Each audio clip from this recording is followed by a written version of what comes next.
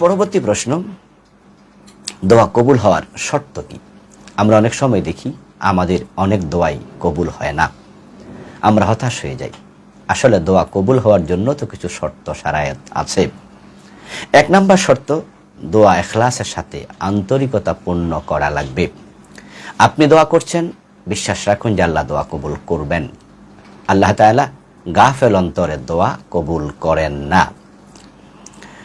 2 নম্বর, হালাল খাওয়া লাগবে। যে ব্যক্তি হালাল খাবে না, হারাম খায়, ও ব্যক্তির দোয়া কাবা ঘরে গিয়ে করলেও কবুল হয় না।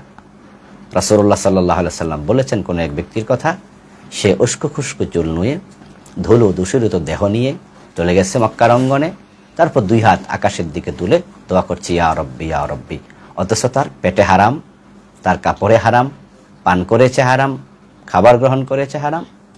আল্লাহ হাবিব বলছেন ফাআন্না ইউস্তাজাবু লিযালিকা, তার দোয়া কিভাবে কবুল হবে? এই জন্য যারা চান দোয়া কবুল হোক, হালাল খাবার গ্রহণ করতে হবে। দোয়ার মাঝে সীমা লঙ্ঘন করা যাবে না। দোয়ার সীমা লঙ্ঘন করলে দোয়া কবুল হয় না, এটা কবুলিয়তের শর্ত। যেমন কোনো ব্যক্তি বলল যে আল্লাহ আমি মরতে চাই না, আমাকে চিরজীবী করে দাও, চিরঞ্জীব হতে চাই, এ দোয়া কবুল হবে না।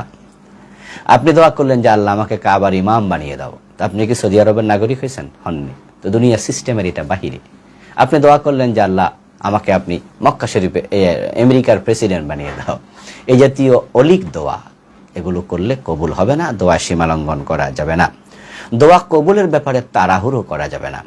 আল্লাহ তাআলা মানুষকে দেরিতে দিয়েও পরীক্ষা করেন, এই জন্য দোয়া কেন কবুল হয় না, কেমন কবুল হয় না, এই জাতীয় চিন্তা থাকলে দোয়া কবুল হবে না। দোয়ার শব্দ বুঝতে হবে। আপনি যে দোয়া করছেন সেটা নিজে বোঝেন তো কি দোয়া করছেন? অনেকে আরবিতে দোয়া করে, হুজুর শিখাইছে বা হুজুর থেকে শিখেছে, কিন্তু কি আছে এর লফজ কি, অর্থ কি, শব্দে কি আছে নিজেই জানে না। তো আল্লাহ তো জানেন যে সে কি চাইতেছে, সে নিজে বোঝে না, তার দোয়া কবুল হবে কেন? এজন্য দোয়া বুঝতে হবে।